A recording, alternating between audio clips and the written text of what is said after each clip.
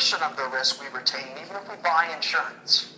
So we'll talk about the deductible a little bit later on when we get into property policies, auto policies, homeowners dwelling, commercial property, health insurance. Okay, health insurance policies. A lot of them incorporate deductibles. Okay, so we'll talk more about deductibles later on when we get to that. So we had retain. Well, that's not so fun, so let's take a look what other option we have. Well, we could avoid the risk.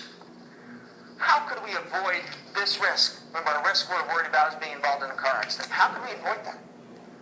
How about this? Sell our car or not drive.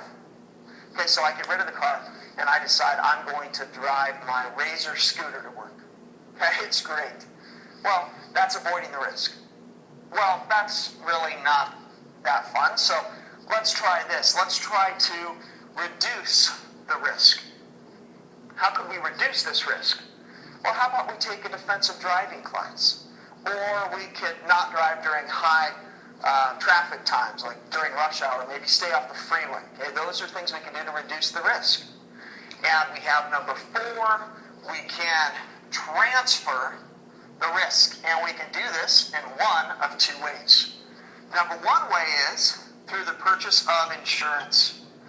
And number 2 is to sue.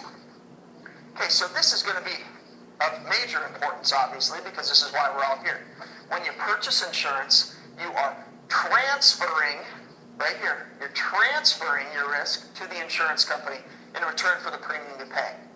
Now, there is another way to transfer the risk, however, and that is you can sue.